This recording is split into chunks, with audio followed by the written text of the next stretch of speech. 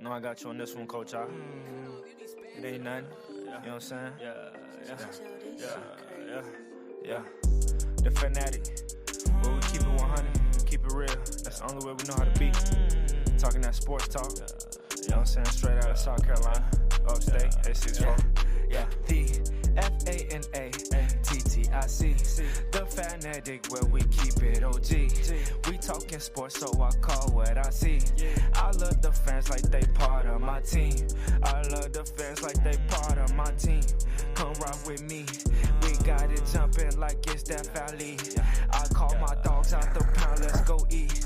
Turn on the fanatic, let's have a debate. Who really hold down the Southeast from state to state? What team hungry gon' eat everything up off they plate? Who the next one that's really gon' step up and be great? Yeah, the FANATTIC, the fanatic where we keep it OG.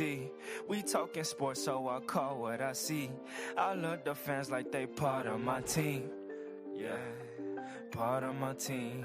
I love the fans like they part of my team. Yeah, part of my team. I love the fans like they part of my team.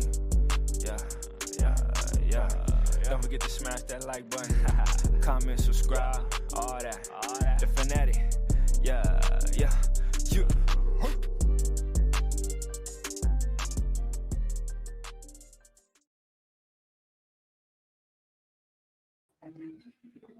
What's going on, college football fans? It is Coach I on the Fanatic Sports Network. It's another episode of Saturday Night Snap Count, man. Listen, we play for wins. We don't play for clicks. It's what's going around social media and all of the college football world today.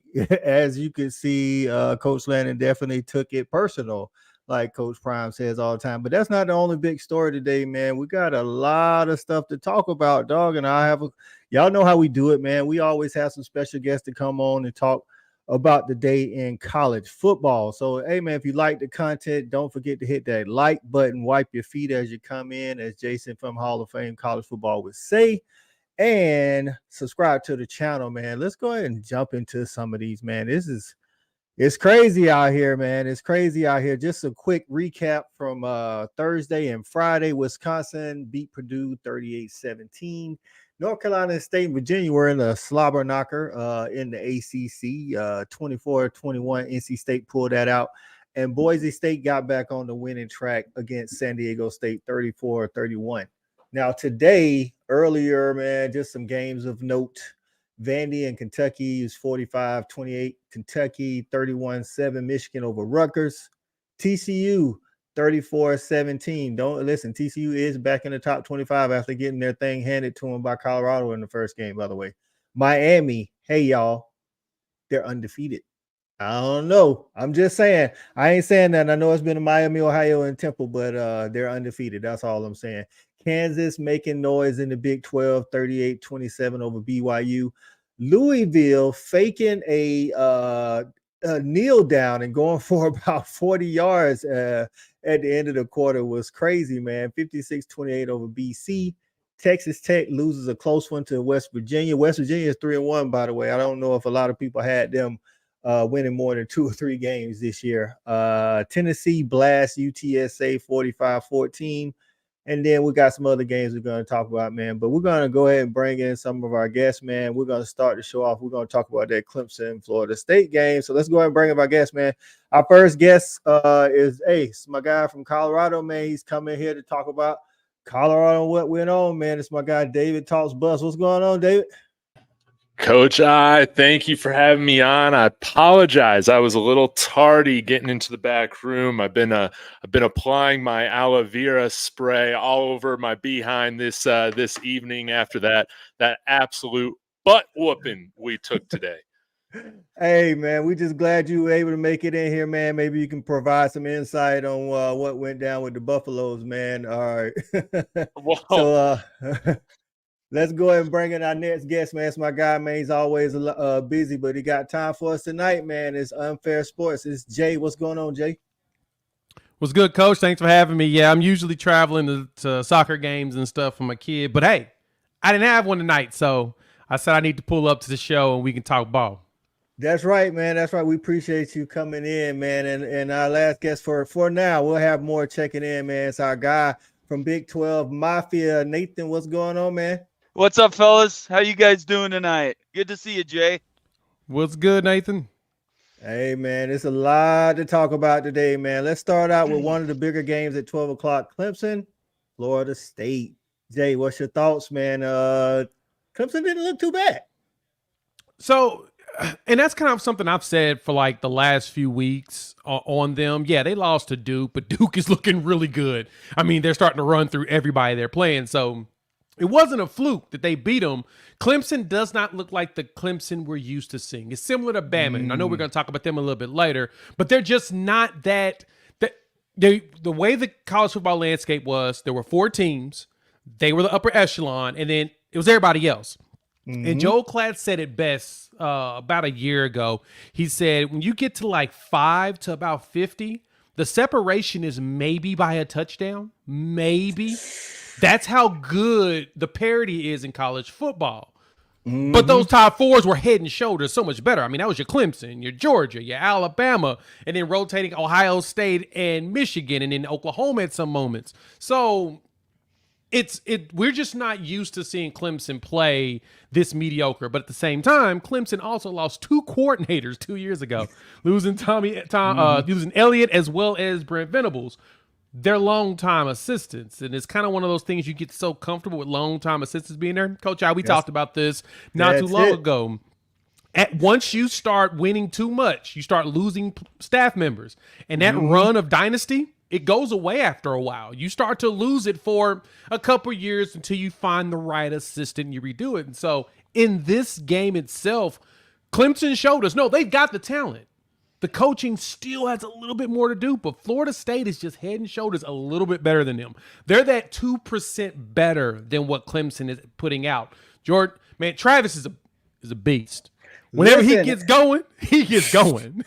Listen, man, and Jordan Travis wasn't even 100%. You know, he had a left shoulder injury, a right wrist injury.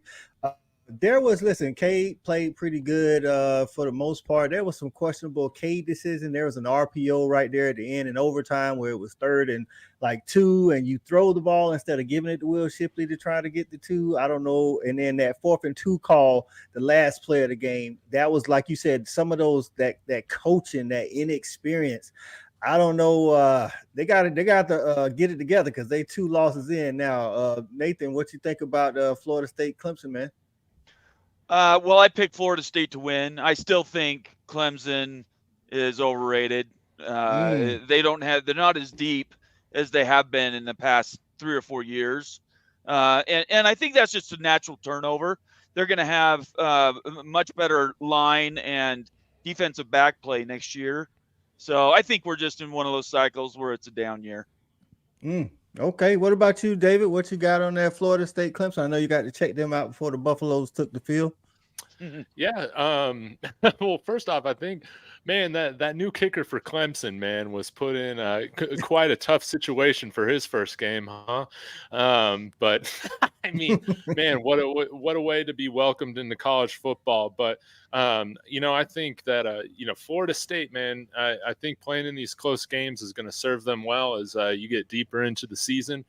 And I mean, two big wins. I believe the Boston College game was on the road as well. So, I mean, they're looking great. They're looking great right now. And I think that when you can get these wins, even without things looking perfect, it always bodes well, I think, here for the future. So I think Florida State should definitely, still be thinking and, hoping that they're right there in the national title. I feel like it's kind of wide open right now outside of, Georgia. We'll see how things go, but college football playoff race is very exciting this year. No, I think you guys are right, and Jay hit on it too, man. Like, it used to be those top 4 teams you could count on. I'm gonna be honest, man. The Dogs, don't look at the score, bro. You got to watch the game. The Dogs do not look sharp at all. I would, it's not like I'm gonna come in here. I'm not gonna blame no injuries. We're supposed to be one of the deepest teams in America. You should be able, like, we've dropped some passes. Carson overthrew a wide open guy 50 yards down the field, and next time we take a 50-yard shot, the guy drops the ball. We fumbled twice. Like that's not playing sharp like a national championship team should do. Yeah. So, Coach, this is how I looked at this year, and I think some of last year, we're seeing the change of teams that were 3-4 deep with 4 and 5-star athletes. Those guys are finding new homes. They're going to places where they can actually play. And that turnover, I think, is a cycle that is going to be going for a while. So you're going to take the cream of the crop, and some of that's going to get thinned out, which then makes a lot of other teams, maybe just one level below, now they're a lot more relevant, right? And you can bring in outliers. I think that's only going to continue because NIL and the basic free transfer rules means people can go where they want to. I just think this is just the beginning of something we're going to have a turnover a lot. And then 2026, boom, the game's all over. We don't even know what that playoff looks like. That's right. I think you're right about that, man. A lot of this, like you say, transfer portal people. I mean, we saw Prime basically just put a team together, and he's 3-1 now. You know what I'm saying? So just to put a bow on this before we move on to that Colorado game, man. Listen, one thing I will say about Florida State going down the line, Jordan Travis looks for a lot of 50-50 balls down the field. I get it. One guy's 6'6", the other guy's 6'4", but sometimes you got to take the underneath stuff. And I think if he'd have took a lot more underneath stuff today, they may could have beat Clemson by a little bit worse margin than they did. But I think he looked for the home run ball a little too much. Shout out to local. When I say local here in upstate of South Carolina, wide receiver Tyler Brown for Clemson. He was their leading receiver. I know his dad, man. Shout out Brown Lee. Hey, Tyler doing big things, man. Keon Coleman for Florida State was 5 receptions. 2 of those was touchdowns, man. This dude is like Chris Carter in college, dog. All he do is catch touchdowns. You know what I'm saying? And then Kalen DeLoach of Florida State kind of, I think, had the play of the day so far with he had the sack, fumble, scoop, and score, and that tied the game up for them, man, and then put them in position to win that game. And like David said, put that kicker at listen, man, this dude was like literally at the beach on Saturday, and Dabo called him Saturday night, and he was in Clemson on Monday. So they got some kicking woes there in Clemson, South Carolina, man. So on to the next game, man. Listen, David, man, give us your thoughts on the Buffs, bro. Like, Oregon took them to the woodshed like Georgia did them. It's like they've been waiting to do somebody like this, and then they got off on you today, man. What's your thoughts, dog? Oh man, where do I begin? Where do I start? Do I start with I felt like I was watching the 22 Buffs. I mean, I expected Oregon to win, but I expected it to be close. I expected it to be a shootout. And I mean, we just got absolutely dominated in every single facet of the game. Stat guy, I mean, can you find a stat for me to take one moral victory out of this? I cannot. I cannot. But I think it was one of those things where I think, well, let me start over. I want to give big credit to Dan Lanning because he coaches how I love. Like, he is all gas, no brakes. Yeah. Absolutely. And, just like they have played that way the first 3 weeks of the season, you saw him continue that, and his team knew how to play that way, always being the aggressor. See them come out for 2 early on. Don't get it. I'm like, what the heck? What are you doing? Obviously, that didn't matter. But then we're starting to get a little bit of momentum back, right? And I think this is where the game was just, if you look at it, this was like the turning point when things were over. It was, there was like a 3rd and 5 or something like that. Oregon pinned back by their own end zone. We get the stop. There's offensive pass interference. We decline it. I'm on my live stream saying, yeah, you absolutely decline that, right? Yeah. Man, he runs this genius, ballsy, fake punt. From his own 17. Yeah, just crazy. just crazy. Oregon marches down the field and scores. I mean, when Coach when I had you on my show a few days ago, one of my keys to the game obviously was like, if CU's going to have a chance, they need to win the turnover battle. We won the turnover battle and still lost by 36.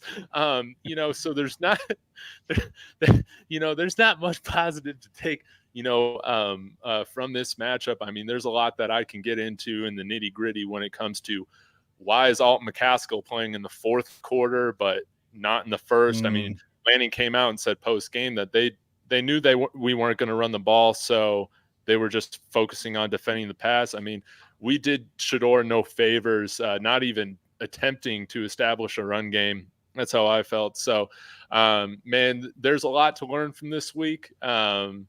And my goodness, hopefully we play cleaner ball against USC next week when I'm going to be there for that game. Because, I think we had 11 or 12 penalties again today. Undisciplined. We did not make any of the adjustments to clean up our style of play. And now instead of going against Nebraska, TCU, Colorado State, still making those mistakes, you cannot afford to or expect to win when you're going out there being penalized in the way that you are right now. That's right, man. Jay, Oregon looked like some world beaters out there, didn't they?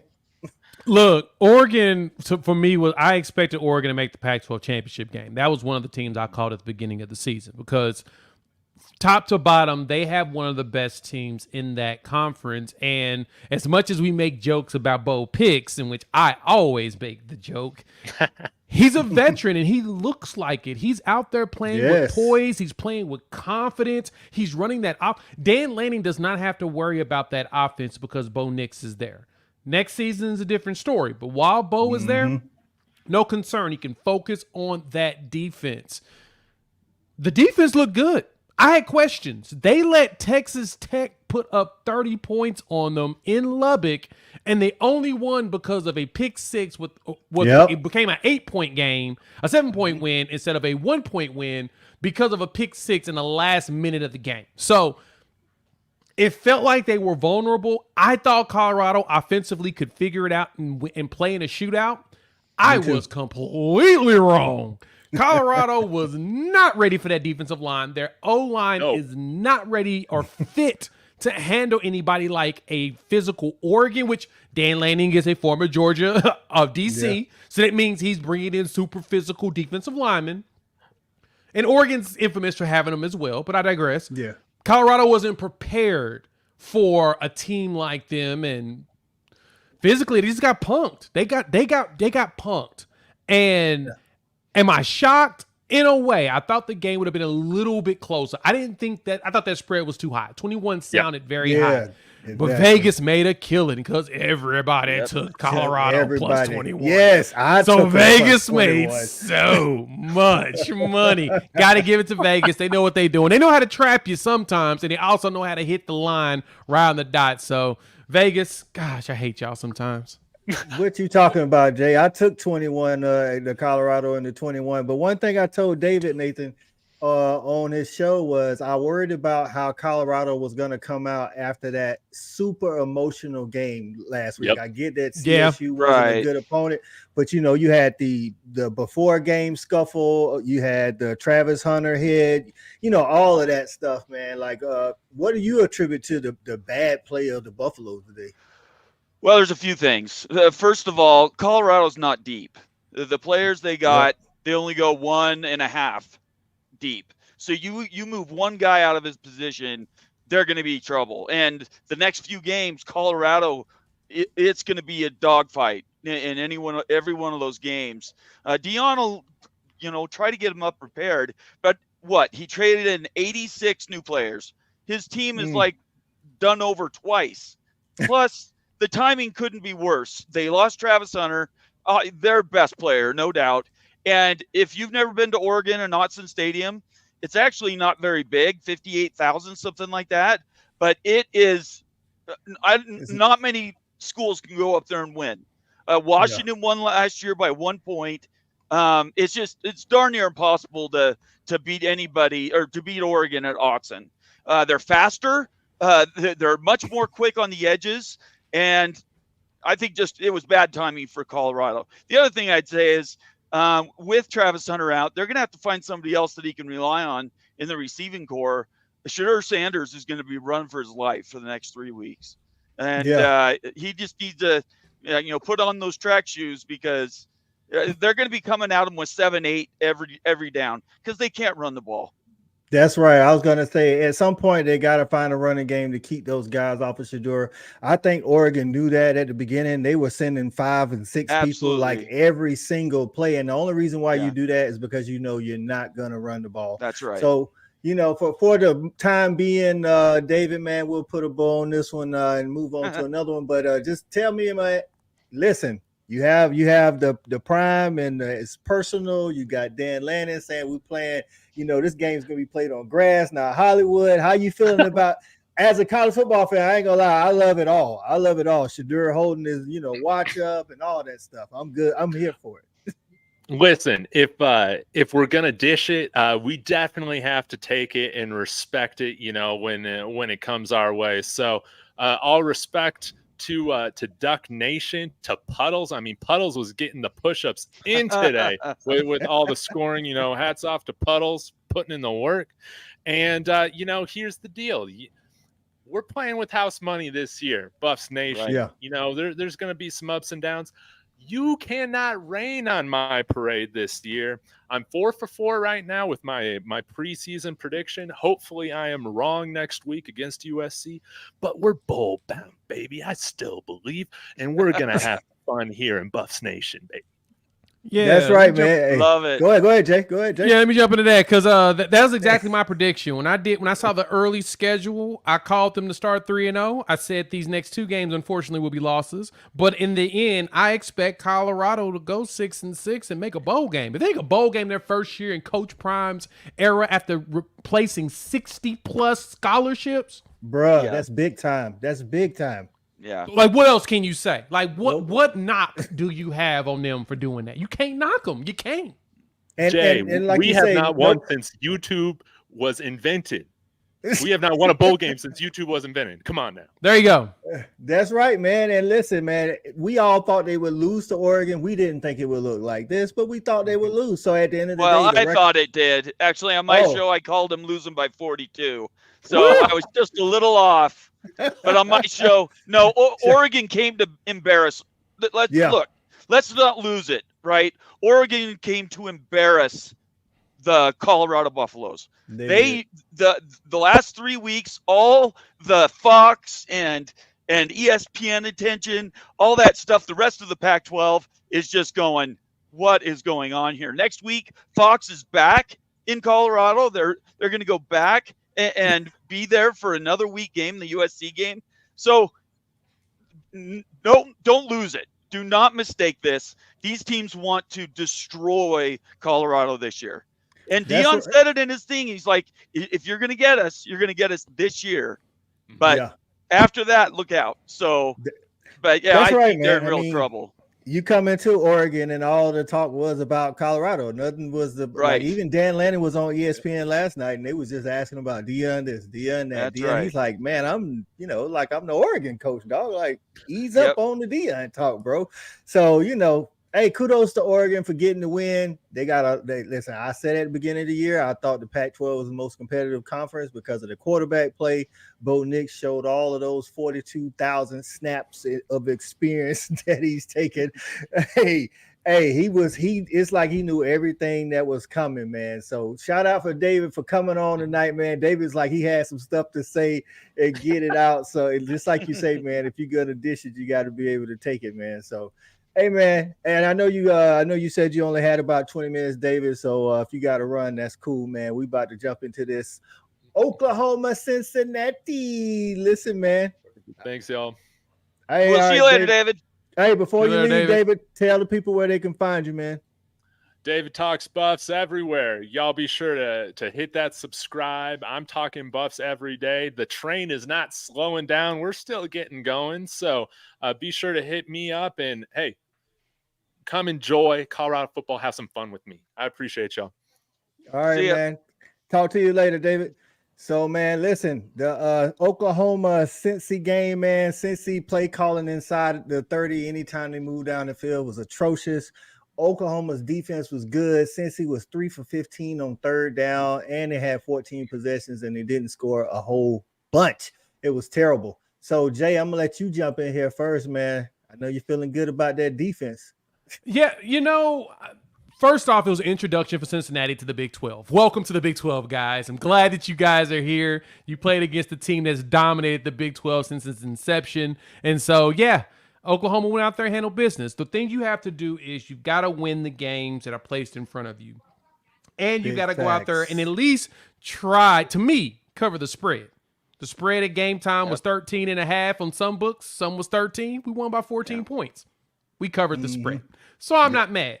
There was some missed opportunities offensively, little sloppiness, little discipline, things that you can clean up. That makes me happy, especially traveling in that atmosphere. Cincinnati, that stadium, it may be small, 40-something thousand fans. It gets rowdy. It's kind of like being at the Odson Zoo. When it hits 50,000, you think, it's only 50. No, it gets ridiculous in those stadiums. And so Oklahoma went out there offensively. There's a lot of things that we left a lot of meat on the bone, which I'm fine. The fact that we were able to hold them to six points in the entire game.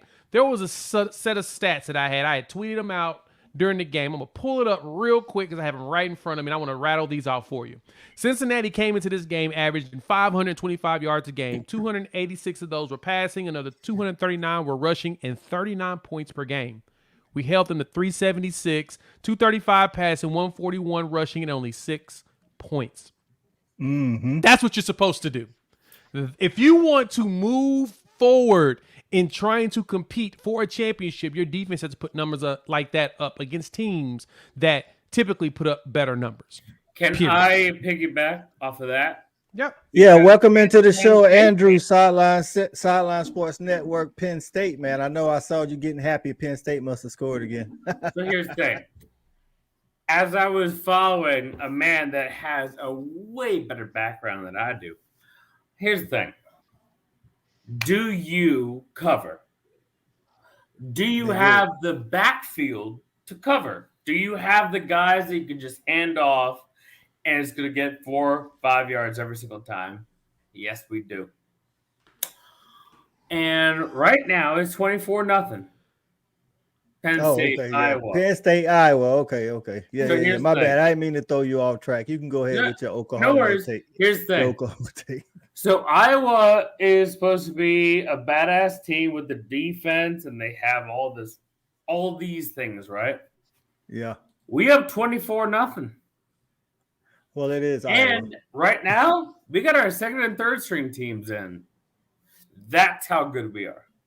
Big facts. All right. So, what did you have to say about the Oklahoma game? Because I know Oklahoma is the best team in the Big 12. There you heard and it right I don't here. think it's really a close thing. Now, obviously, we're gonna see Oklahoma versus Texas, and 2 weeks. In 2 weeks, right? In 2 weeks, yes, sir.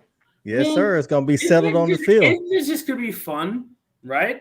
Like, aren't you just looking forward to it? Because there's a lot of games that come up and down, and very rarely do Big 12 teams hold that pantheon. But, man, Texas, Oklahoma, doesn't that feel like going to church? As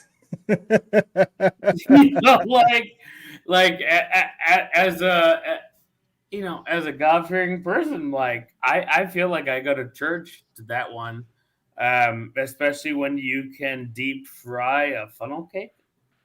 It just stay fair. That's right. So Nathan, he said that Oklahoma looks like the best team in the Big 12 right now. Would you agree with that? I don't know. I mean, Texas is playing pretty well. They've had a few false starts, but I don't think what they did to Alabama was an accident. I think Sarkisian's on a mission to prove himself. He knows people are talking about him. I said if he had a bad 3 or 4 games, he could get run this year. and that's obviously not going to happen. So No. in 2 weeks, I would say whichever team is more healthy is going to win that game. And completely agree. Oklahoma is very good. And I Yeah. had Texas in the championship game, and I think there's still a chance that happens, but I think it's going to be a lot closer than people think. It might be a Okay. 1-possession game. I got you. So Steve B says Dylan Gabriel needs to hit those open receivers. Jay, what are you thinking about? What do you think about Dylan Gabriel's play overall today? No, I agree. That's kind of been like the Achilles heel of Dylan Gabriel is that he gets a little excited and overthrows those wide receivers on deep passes. But I overall, I mean, he finished with 322 yards passing, 26 for 38. So I mean, 12 incompletions, over 300 yards passing, and a tutty. Should have had probably 2 more. But you got to calm down on some of those passes and that excitement. But at the same time, a buddy of mine shot me a message. We were talking about that specifically, and he was like, well, I was in the end zone side. I was on the side where Jalil Farouk on that pass that we thought was a touchdown. Jalil pulled up, and it looked like he was exhausted. And, okay, I was like, all right, I'll give him a pass on that one. But the other one in the corner to Jaden Gibson should have happened. And so the other question that Steve mentioned about Salchuk and Barnes, I know that both of them coming into fall camp were nursing injuries. A hammy for Salchuk, and Barnes had foot surgery that kind of cleaned up something that had been bothering him since high school. And so they got him cleaned up, and I know that they're slowly bringing them back in. And so this game, I actually expected to see more of them. We didn't see either. So I anticipate a lot of them against Iowa State next week as we prepare, because we got to get their bodies kind of, ready, a little beat up in preparation to get beat up. Like put plays into them, even though it's vanilla. Yes. Yep. You got to get lubed. You got to get them lubed up. You can't just put them out. You can't just put them out there against the Longhorns, dog. That's not what you want. Yeah, no, you can't. No. You got to at least get them 1 week of pound, and see what happens. And I think that's going to be the game. We see them next week against Iowa State. And then from there, we're starting to prep for Texas and then a race to the Big 12 championship. Because, as mentioned by everybody else, I anticipate us playing Texas twice this year. That is my anticipation. I agree We'll play with you. them Red River, 100%. then we'll see them in the Big 12 championship game because 100%. both teams right now, to me, look head and shoulders better than everybody in the Big 12. Funny because Josh Pate had Oklahoma State going to the Big 12 championship versus Texas, which is still the funniest thing in the world. Everybody has been keying in on him like crazy because Oklahoma State looks like garbage right now. Garbage. And so as long as OU just offensively, we're offensive and defensively, we're the only team in college football right now with a top 10 offense and top 10 defense. Yeah. We're keeping that going. If we can keep that up, I think we'll see Texas again in the Big 12. Have you loved just the idea of Jalil Farouk? Because Jalil Farouk is between Penn State and Oklahoma, and I think he is our Keandre Lambert-Smith. And Keandre Lambert-Smith is a wonderful slot tight end, a slot wide receiver. But like Jalil Farouk has this wonderful ability to create separation. Not just like from the cornerback, but like away from like that off-back linebacker. And he can just find that 5 to 6 yards. Dude, every single time I hear Jalil Farouk, I'm like, fuck, we could have had him. Like every single time. No, he's one of the shiftiest players I've seen. Like I told him he has my comp for him, honestly. It's his first 5 yards. That's Yeah, the way he plays, my comp always for him was if you get him in space, he's like Peter Warrick was at Florida State. He was a Peter Warrick. Like, Keenan Allen's another good example too. But Peter Warrick reminds me because he's just so hard to just get a hold of. He's not as fast as Peter, but he's just hard to grab.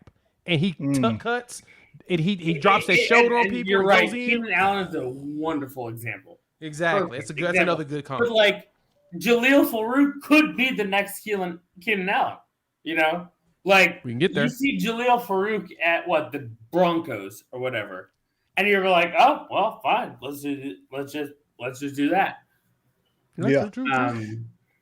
Before Nathan's got to get out of here, so we're going to just jump into. We're talking about the Big 12 anyway, so let's talk about that BYU Kansas game. Kansas edged out BYU. I think BYU played pretty good considering they just came off a huge win at Arkansas. What was your thoughts on the Cougs today? I think they did put up a valiant effort.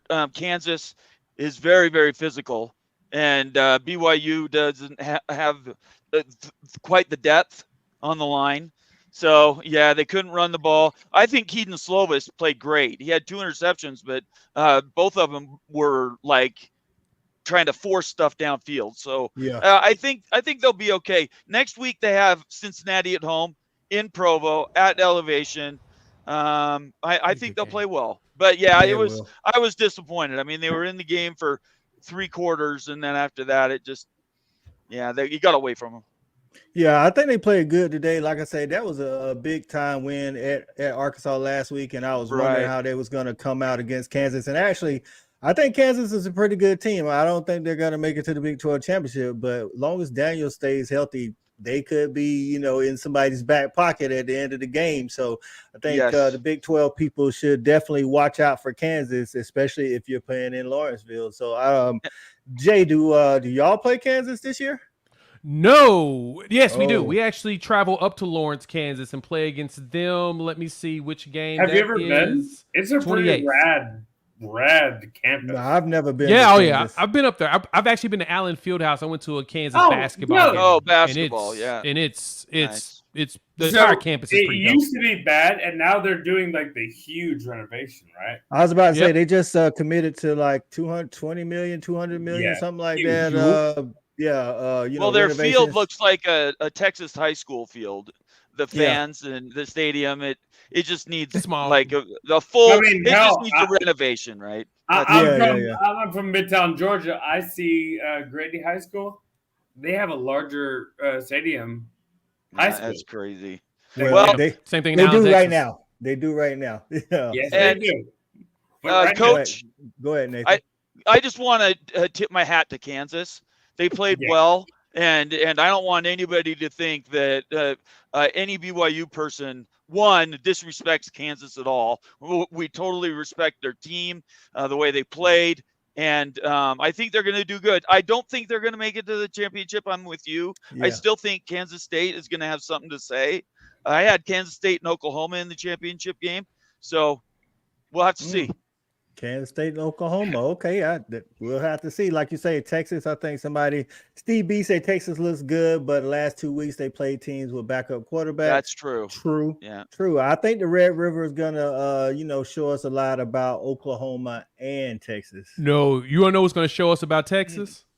Saturday, Kansas. Kansas comes to town. We get Jalen Daniels and Kansas. We just played BYU in Texas.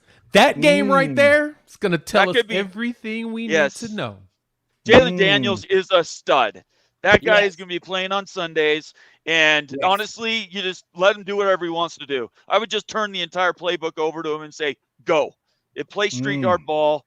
Because when the first half, they were structured, right? The first half was totally scripted. All the plays they called, it was very regimented. Second half, it was like he was out there by himself. And what do you say about Zach Wilson? Wild. What's that? Zach Wilson. So what do you say about? What about him, Andrew? Outside of like college, when you're looking at him at just in an NFL capacity, do you think they should simplify the playbook or open it up for his ability to make shit on the run? I think they ought to let him go. I think he's actually better when they just let him play freewheeling. He's obviously struggling in their offense when they're calling plays because I don't like their offensive play calls 90% of the time. I watch them. Well, that's for Aaron Rodgers. It's for the best quarterback of all time. I'm like, it is. I mean, I understand that Tom Brady is the best quarterback, but like, if you're a pure thrower or something of that nature. Wait a minute, Steve. You're not. Wait a minute, Steve Young and Joe Montana. Wait a minute, brother. Now, let's not go off the deep end. That's for a whole nother show there, brother. So okay, that's fine. Okay, for the real world situation, this man is a BYU fan, and he's got to be a Zach Wilson fan, right? Yeah, I like Zach. I like Zach Wilson. I like Zach Wilson. I think he's a good quarterback, but Let's get back to the college front, and we'll let Nathan start off on this Alabama Ole Miss game. Ole Miss just can't seem to get it done when it comes to Alabama, Nathan. What's going on there? Yeah, I actually picked Ole Miss in this game. I took the points. Would win. Yeah, I looked at the points and it said for sure they got to cover. So I don't know. I mean, Lane Kiffin is still one of those coaches. You know, he goes really good at times, and then he'll go on these benders of games that they just don't seem like they're being called the same way. So I don't know what to make of them. I think Alabama's good. They're not the best. They're not in the top 4 in the country. Georgia is just waiting out there. So I don't know. I honestly don't know what to make of it. Listen, Alabama's defense was too much for Ole Miss. Quishon Judkins had a good freshman year, but he's got the sophomore slump going, I guess. Jay, is Lane Kiffin in that same ilk with Mark Richt, Gundy, other coaches that can only win 9 or 10 games but can't get it done?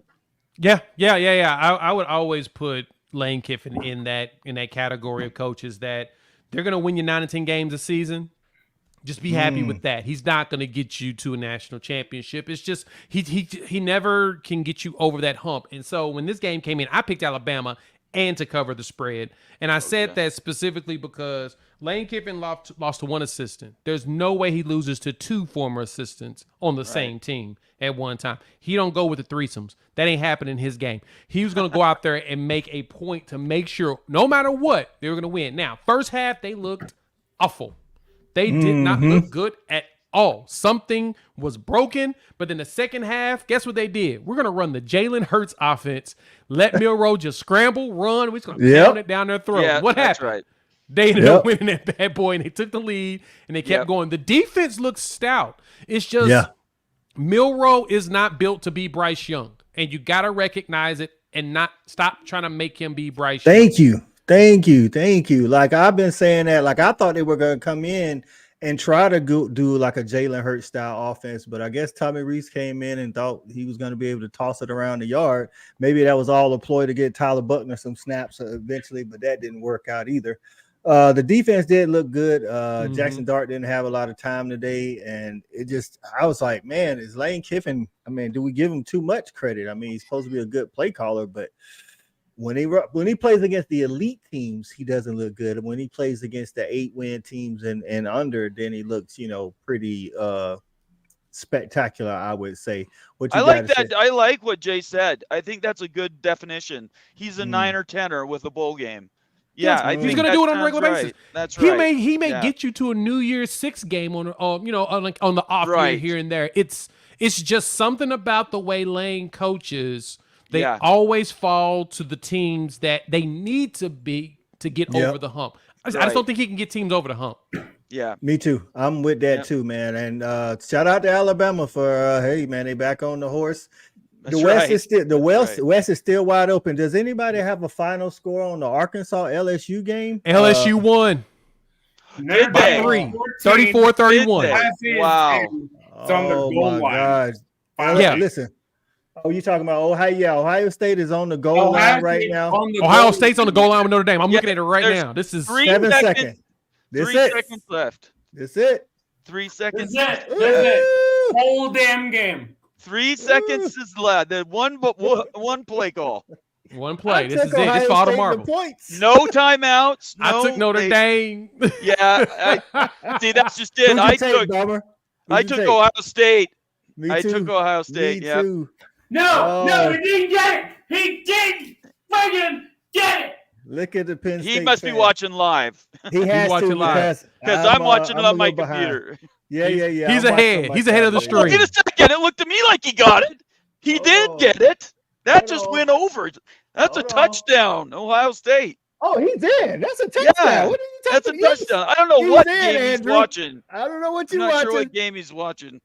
Hey, kick the field goal. I need the point. I need the point. I need the point. Give it to me. I need the point. Yo, don't they have to kick it?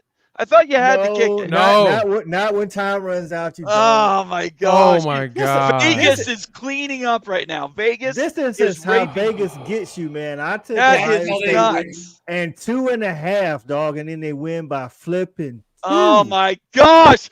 All you had to do is my hell! That's I cannot believe I lost Notre that. Dame 2 in the hook, baby. That sucks. There you got it, Oh my folks. Listen, gosh. man. Let's go. So we already here, man. So let's go ahead and talk about the Notre Dame Ohio State game. Ohio State just won the game 16-14 on a literally a walk-off touchdown. Number 19. Definitely a touchdown. He's the new number 2. He's the new number. No, Travian Henderson's 32. Dante Trianum. Yeah, so he is, according to Ohio State fans, put me on this week and said that he has now moved ahead. Even before this game, he's moved ahead of Mayan Williams in the running back depth chart. So he scores the winning touchdown. Shout out to him, man. Wow. This game was all that we wanted it to be honest with you. Both teams came to play defense. He might have been. He wasn't down. That's a touchdown. That's a touchdown. Yeah, he wasn't down. Fortunate for him, the Notre Dame dude was holding him up, so his knees was off the ground. So, hey, sorry about that, Andrew, but they will look like undefeated when you guys play them. So, yep. Oh, that was lucky. That was lucky. Yeah, that almost was not a touchdown. Oh, he's trying to get a second back. Their coach is trying to get a second back. I hope they do. Give him a second. That's right. It was a second on that clock. They give him a second, then they have to kick. He has to kick the field goal. Let's go. Give him a second. Block it so they can return it and tie the game and go to overtime. Here we go. He's not down. I don't know what they're looking at because he's not down. Hey, listen, if they're reviewing the make clock, him kick it. He's still up. Yeah, it's a touchdown. Yeah, listen, give him a second. That ball was moving though. I'll tell you that. That ball looked like him was fumbled. Where's his knee? Him extending is the best thing he ever did. It's over. Did they put a second back on it? Yeah, no, they didn't. No, I needed that point. Listen, telling you, Vegas. It's all about Vegas. Vegas. All right, man. Coach, I gotta go. All right, man. We appreciate it. Before you get out of here, Bummer, tell them where they can find you, man. You bet. I'm Big 12 Mafia on YouTube, the Holy Rivals on YouTube. And my tag, those are my tags underneath my name right there. Follow me on Twitter. And I really appreciate you letting me come on, Coach. And Jay, it's good to see you again. Same to you, Nate. We got to catch up soon. We got to link up. I want to talk. We're definitely going to talk BYU OU in November, but we got to link up before then. Okay, let's do it. I can't wait. Appreciate you coming on, Nathan, man. Appreciate you coming on. You guys have a great night and a good weekend, and we'll talk to you soon. Have a good one. Talk to you soon. Listen, man, how about that finish right there, man? Listen, I needed them points right there, Jay. I'm telling you, I'm not doing too good. I am not doing too good in my picks, dog. I don't know what the frick is going on. Let me change my little banner here. Oh my God. So did you take Notre Dame? You took the Ohio State -3? It was 2.5 when I took it, but they just the hook, bro. The hook. Listen, I'm gonna tell you, this is my problem. Like in our pick segment, I get the picks. I take them at the beginning. Once CBS gives them to you in the pick contest, they don't change them. So in y'all game, I actually took y'all in the 14.5, and y'all won by 14. Yeah, I know. Don't you hate that? Like, I got in at 13.5 because right at kickoff it dropped to 13, and that's basically what I took it. They just kicked the extra point, baby. They kicked the extra point. They kicked the extra point. They just gave him a second. And they kicked it. They gave it to you, buddy. Sorry, I had to get back. I didn't mean to interrupt, Jay. Oh no, you good. You good. I just wanted to get back to that. You got it. They covered the spread. The kicker was going, I want to kick. And so. Oh, I needed that point so bad. And you covered the spread. Now we get a kickoff. Yeah, thank you, Big Ten referees. Yes, absolutely. All right, guys, I'll let you go now. Have a good one. All right, man. All right, Shorty, you there or you need some time? You need some time. He's still getting ready.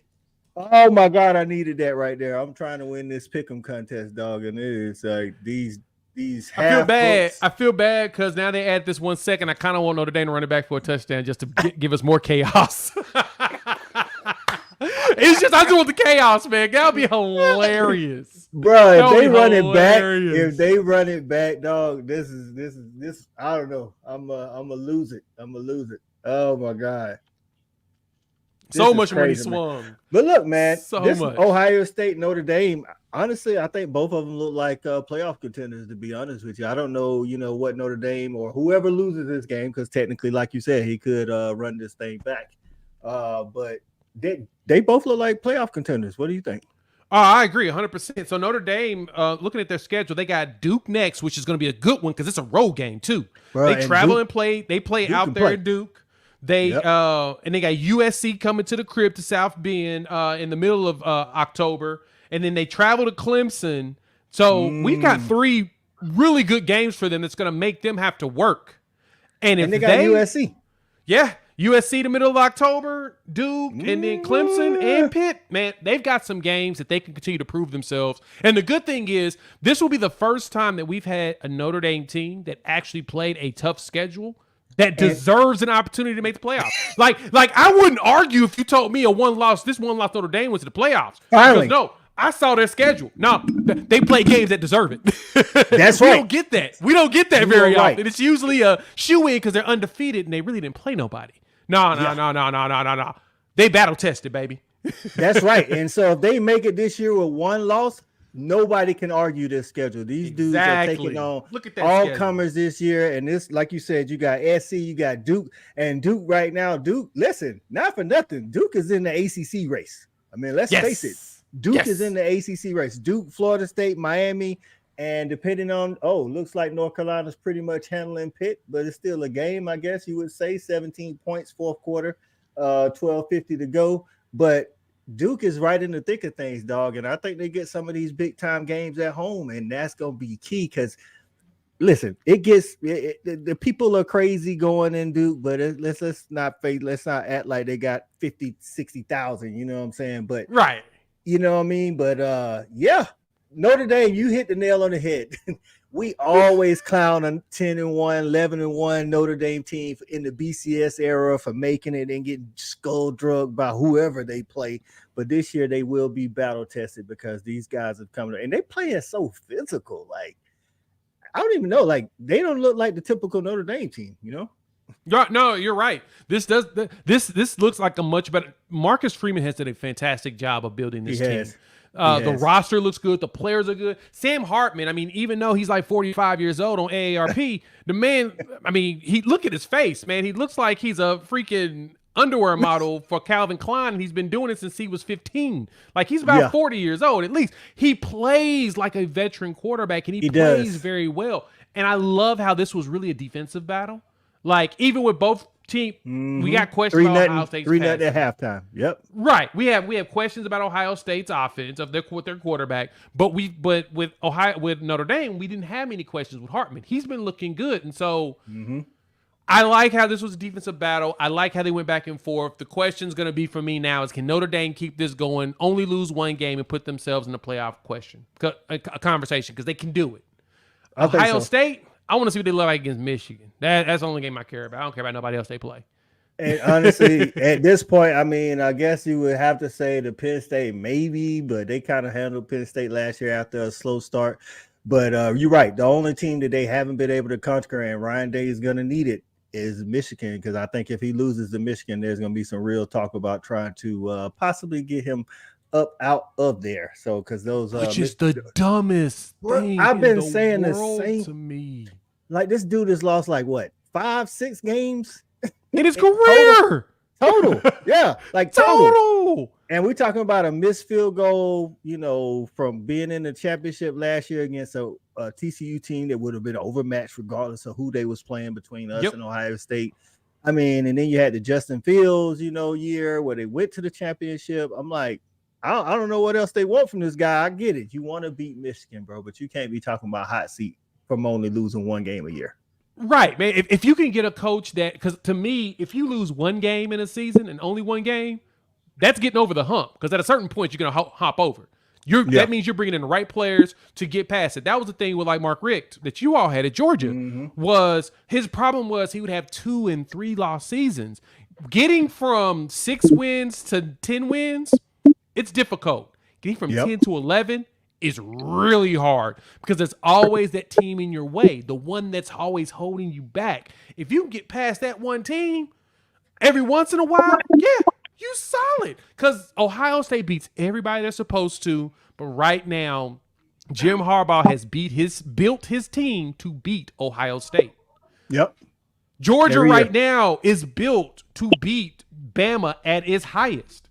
So, and that was even years before, Bama's teams were built to beat Georgia at their highest. So you get that type of setup. That means that at a certain point, you're going to get over the hump. I think Michigan one day will get over the hump. They have the tools to do it. Yeah. Ohio State eventually going to get over a hump one of these years, but they may be the team that just loses one game every single year for the next 20 years. Who's going to complain about that? Bruh, I get you won't check titles, but come on. Ohio State fans will. Hey, Shawty, we can't hear you, Shawty. I don't know what's going on with your audio, but we couldn't hear you when you were talking.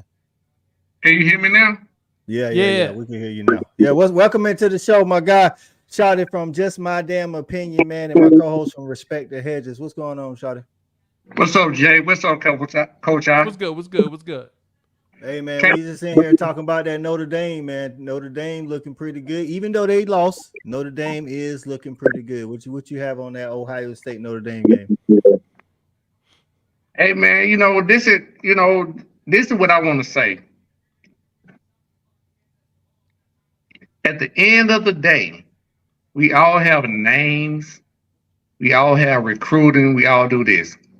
But there are different levels to this game, man. And your roster lets you know exactly where you are. Yeah. And that's what I try to tell people all the time. Like, you can say what you want to say, you can feel how you want to feel. But, bro, the roster lets you know exactly where you are. Ben Shaw say can't lose to Michigan like we can't lose to the technical school. That's true. Hey, bro, I watched a lot of football. I was watching like 4 games at one time. I consumed so much college football today, and I learned so much. Yeah. I'm going to tell you what. Go ahead. I was going to say, just to put things in a nutshell, this is what I'm going to say, Coach. The names and shit, like, this is a year where it should be a 12-team college football playoff. Because the marquee names, that shit means nothing. Nobody has established that they are the best team in the nation. Nobody. Dogs look bad. While we here, man, let's go ahead and talk about the Dogs, man. The Dogs, listen, man, we're getting the 49-21 win over UAB, but let's not act like it looked good. It didn't look good. None of the game. We had Carson Beck missing guys. We had guys dropping passes. We had fumbles. We had defensive guys making wrong keys. And those scores by UAB outside of the fumble, the one after we fumbled on there like 40 or something, the other 2 scores were just them driving down the field pretty much. I mean, let's just face it. I get it. We can't give up 21 to UAB. I don't care how it looked. So I'm with you, but I don't think there's one team. I think there's some teams that look good, so far. Like I said, I think Oklahoma looks good. I think Texas, for the most part, looks good. I think the only team that hasn't had like a quarter of struggle is Washington. Like Washington's putting up points like they almost like they said if you don't get the points this year, they're going to expire or something. They've been putting up points, you know what I'm saying? Like, but listen, they're in the Pac-12 and they're about to we're about to see what's going on with them. Hey, Shawty, turn your volume down just a little bit. We're getting a little bit of feedback. But they're gonna see too, because they got to play USC. They got to play those, they got to play those other Pac-12 teams. So we're gonna see. I mean, outside of Washington, like I'm talking about handling business every single week, every single quarter. What you think, Jay? I mean, I got Washington. Maybe like I say, Oklahoma has dogged people, but I think Cincinnati came out to play y'all pretty good in the first quarter, but then y'all kind of took over. Yeah, and even talking about Cincinnati, the one thing I like to make mention with folks on that one is they got like two dudes that are potentially playing in the NFL on the defensive line, and Dante Corleone, who was a preseason All-American, and the Godfather was out there cooking. Oh, and Jawan Briggs on the other end. So yeah, man, folks get a little nervous when you see them do. I mean, they call that man the Godfather. When I heard that, I was like, oh God, that terrifies me. And then he went out there, and I'm just like, oh, he really is muscling, folks. So, but anyway, no, it's parody. That's all. It's parody. Yeah, dog. man, we getting there, man. Washington is terrifying, dog. Michael Penix Jr., man, he transfers from Indiana, goes to Washington, has a great year last year, gets hurt, comes back this year. Man's putting up Heisman numbers right now. He's Video game numbers. That dude is out there terrifying the opposition just by him standing there. The Pack, I got to give it to them, man. They probably got the best set of quarterbacks in college football right now, especially. No doubt about it. It's not even close. Yeah, it's fun. Sure. It's fun. Like Pac-12 after dark is fun. Like I actually stay up and watch them. I got Washington, California up right now with USC, Arizona State up here on my screen. I just want to watch Penix go out there and cook. For real, man. Doing it. And this is the thing. I think we all talked about it, kind of going into the season, how that quarterback play was going to be, and like, you got, Bo Nix, you got Michael Penix Jr., you got the Heisman Trophy winner, Caleb Williams. You got the guy from UCLA is not bad. He's a true Dante freshman. Moore, the freshman? Dante Moore, yeah. Yes, the freshman. He actually played pretty good today against a really tough Utah team, and we'll get into that in a minute. And then you got DJU. Now, listen, we talked about all of that, but I don't think anybody's seen Washington State coming out of here. I did. Cameron Ward, when he transferred to Washington State from Incarnate Word, I looked him up. I'm like, these numbers are kind of weird. Let me see what he does. Last season, I was like, oh, he's for real. Like, he's a legitimate player.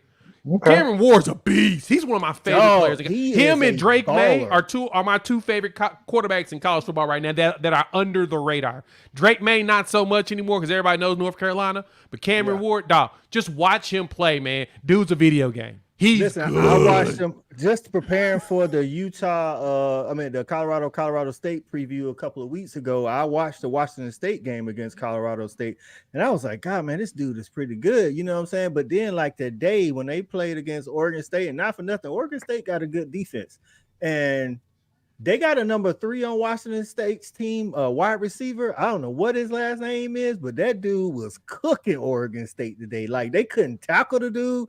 He had to have about 50 to 75 yards yak after the contact, dog. I'm like, where is Washington State say, hold up, before we be crowning champions in the Pac-12? We just added another team to the fold that could possibly win this thing. Talking about Kyle Williams. Kyle Williams is out there putting them boys to work, dog. Hey, man, pull some players. I don't know how, but they did it. For real. And they look good out there. I don't know what the final score was, but they was kind of pulling off towards the second half. And I was like, Washington State for real? Are they a Pac-12 contender? They are for real until we know otherwise. True. What they records say they are, you know what I'm saying? Which is 4-0. 4-0 right now. Now, Shawty, you said something in the preseason that this may come to fruition with all these good quarterbacks. Maybe they cannibalize themselves and nobody from the Pac-12 makes it to the college football playoffs. And they will. That's you know what I'm saying? It's almost like, your strength is your weakness type of thing. It's like, unfortunately, listen, I would never say this and would never have thought this, but the Pac-12 right at this particular moment, they're a great conference. Yeah, they're a great conference. They got the best quarterback. The only reason I don't label them as the best conference is because the defense. Yeah. It's cool. It's good to see. It's great for television. But some of the things that they do defensively and schematically is like what are you doing? That's like, true. Why would you? I don't even understand the schematic sometimes. It's like all of a sudden 3-3-5 is like the best thing in the world. It's like 3-3-5. Everybody want to play 3-3-5, but nobody has the personnel to run it. Well, I won't say nobody, but most people don't have the personnel to run it. Yeah. So if you don't cover up the guard in the center, and I'm gonna tell you who a prime example of that, Colorado. They can't run a 3-3-5 with the defensive personnel that they have. You got to cover up the guards. Like, if I'm a team and I'm going to play Colorado, I'm going to hand the ball off 25 to 30 times. Yeah, that's what we're talking about. Stephen G said, who has the best conference so far? I'm going to get a nod to the Pac-12 just because of the top-notch quarterback play that they have. Now, I'm not saying that on the neutral field, I don't know. This is the problem. I can't say on the neutral field their best team will beat another conference's best team because guess what? We don't know who the best team in the Pac-12 is. But if we're talking about teams that can compete, score some points and maybe give a game to against anybody on a neutral field, they have more teams that could possibly be in that conversation. I like Utah. I like Utah, and this is what I want to say about Utah. They gonna mess around here and let Utah stay undefeated until Cam Rising get healthy. I mean, right now Nathan Johnson is the quarterback they've settled on until Cam Rising gets healthy. If they are undefeated when he comes back, now they got USC in like 2 or 3 weeks. Yep, 2 or 3 weeks. Listen, hey, Coach, I don't know if they need him. I don't know. I like that 2 quarterback system they running. I'm just saying. I'm just saying. I don't know because they settled like UCLA kind of settled in and kind of held them down, for 2.5 quarters. I think Cam Rising can make those championship winning plays when it comes down to it. I think they'll need him against the, the Washingtons elite, exactly. But no shade to Johnson and the other guy, but Nathan Johnson played pretty much most of the game today. But I think. Listen, man, the Pac-12 is deep. That's what I'm saying. When I say best, I'm not saying that they're going to have the national champion, but I'm saying that they are definitely the deepest. What you talking about? What you think about that, Jay?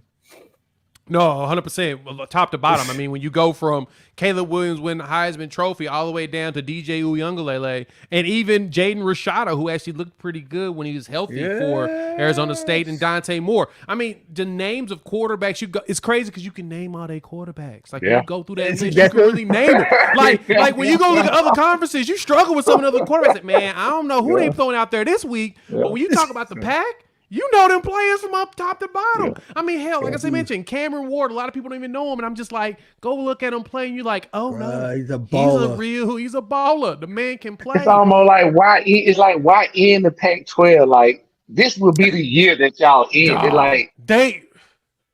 Listen, man, I told somebody the other day, man, the irony of this is how the Pac-12 have been so irrelevant the whole college football playoff era, and the one year that they become relevant, it's the last year of the dog. It's last year. That quarterback played literally like it's unmatched, bro. Like, you literally you can have 3 quarterbacks out the Pac-12 that's for the Heisman before the day. Yeah. And the only thing that's going to hurt them are going to be the wins and losses. Not necessarily their play. It's just because you don't win enough games, meaning like a la Colorado State may not win enough games for you to be into the Heisman. They have a chance for 4 quarterbacks going in the first 2 to 3 days. So who your 4th would be? Give me those 3 quarterbacks. I mean, your 4 quarterbacks. I think Michael Penix Jr., Caleb Williams, Shedeur, and Bo Nix. Yeah, I think those 4 have a chance of being. Those 4 have a Cam chance. Rising might even be in the conversation of making it to the pros too. And listen, I think recently Deion, I don't know if it was rumor or if somebody was just putting it out there, but they said that Deion said that Shedeur didn't want to come out and be second. He wanted to play another year. So what if this is why the Pac-12, y'all listen, man, they got this lawsuit going. I think was it Washington State, Oregon State got a lawsuit against the rest of the guys is leaving. Just drop all that stuff, go back to the Pac-12. Everybody come back for another year except for Bo Nix. And let's have another year like we watching right now, dog. Man, So let me. I wish they would stick around. I wish their leadership was smart enough to lock down that TV deal early, put some negotiations in there that if they get certain viewership numbers, that they can go ahead and keep the conference together. Yeah, but they didn't do that. That would have been better. They that were would greedy. have been much better. That would have been much better. You're right, John Russell. Utah is cooking, and like you say, without Cam Rising, I just think when it comes time to beat the USCs, the Washingtons, the Oregons, they're gonna need Cam Rising to make some championship quarterback plays. Whereas those other guys haven't played on that stage before. Cam Rising is used to that, back to back Pac-12 champions. So I think that's the only reason. But hey, they are what their records say they are, and they undefeated right now. You know what I'm saying? All that matters. That's all that matters, man. So LSU and Arkansas, Jay, we talked about them briefly a little bit, but is LSU the 12th? I guess, are they the 12th best team in the nation? Look, man, I've had numerous arguments with folks just in the streets, barbershop talk or whatnot about LSU. And that Florida State game, everybody immediately went down on them. And I try to tell people, I did not lose any faith in LSU. Jaden Daniels throws a beautiful ball when he's on. And the minute that Brian Kelly has a tendency of his teams not being buttoned up the first couple games of the season. That's just been a traditional thing, even in Notre Dame and all the way back to Cincinnati. He showed up, they first games didn't look buttoned up against Florida State, but now they're starting to cook, and they're starting to win close games. Like, usually a team like LSU, the way they played against Florida State, they would lose this game against Arkansas. The game was too close for them. They would normally fold under pressure. Jaden Daniels is really good. He throws a beautiful ball on his on days. And from now on, they're going to cook Ole Miss down there in the Grove. And I anticipate them. I don't see them losing to anybody but potentially Alabama, because Alabama will be buttoned up by them too. Yeah, running a good offense for Jalen Milroe. Yeah. Jaden, hey, look, Bama finally went ahead and ran that Jalen Hurts offense for Milroe. We talked about that earlier. Jaden Daniels is everything for LSU, and he's showing how good he is. I think that LSU is a team that's still being slept on. I still have them, competing for the SEC championship game. Like, if they beat Bama, they're going to the SEC championship game because there's nobody else on that schedule is going to beat them. Sure. Yeah. I feel you. Can't nobody beat Alabama. I'm sorry, go ahead, Coach. No, that's what we're just going to elaborate on the LSU. Like today, Arkansas played them without Rocket Sanders. You got LSU, though, did what they needed to do to get the win. You know what I'm saying? I don't know I think they were at Arkansas, if I'm not mistaken. No, they were in Death Valley. Night game in Death Valley, baby. Night game in Death Valley. Yeah, but my daughter sent me a picture from down there, and I was like, oh, Lord. Hey, but like you said, Jay, they did what they needed to do, and that's what championship teams do. Because in years past, like you said, they may have dropped one of these games under the previous regime, but they're coming into their own, and Jaden Daniels is good. Not to mention, they don't get a lot from their backfield, but Jaden Daniels, he does more than they need to. You know what I'm saying, in the run game. I just don't want him to get hurt, even though the other guy can throw it. He's not as dynamic an athlete. Wow. So the West is wide open, Shawty. LSU, Bama, is that what we looking at right now? Just LSU and Bama? Yeah, man. Like I say, watching, and this is what I love about, college football. Like the first 3 weeks, I'm gonna be honest. The first 3 weeks of the season, the way the schedules were set up, you don't know. You couldn't tell nothing about nobody. Yeah, I'm just being honest with you. You can fall into the hype if you want to, whatever's going on. But this particular week, I don't want to call it Separation Saturday.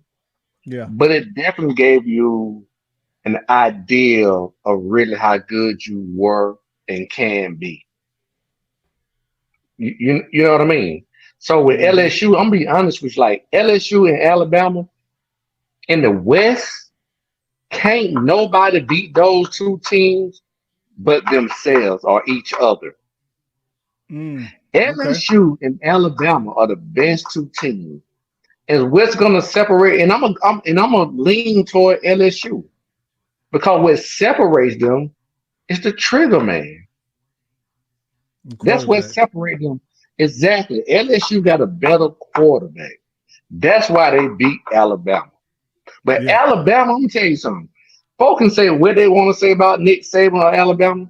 Alabama got everything they need except the trigger man. Yeah. But what makes Alabama good, if the OC is smart enough, tweak your offense to what Milroe does great, which they did today. They put him more in the running game. They made it more of a running game in terms of the quarterback, with the quarterback being more intricate. It wasn't about his passing. Because he can throw. He's just not very accurate. But if he can be in 3rd and 5, 3rd and 6, 3rd and 7, can't nobody beat Alabama in the West. That's right. That's right. And another one of those teams, my guy Ben get in here and say, what about Texas A&M? Texas A&M did beat Auburn today 27-10. Their only loss is to Miami, who I'm not saying Miami's back by any means, but they are a contender in the ACC, and they're handling business. So Texas A&M, maybe their offense is looking better here and there. Auburn's offense isn't too good. They play Auburn. Thank you. They play Auburn. Listen, while we talked about all those quarterbacks in the Pac-12, Bo Nix being formerly of Auburn, they could use one of those Pac-12 quarterbacks. Yeah. Like, they got to settle in on somebody, man. They got Robbie Ashford J, and they got Peyton Thornton from Michigan State. Neither one of those guys, moves the needle for me.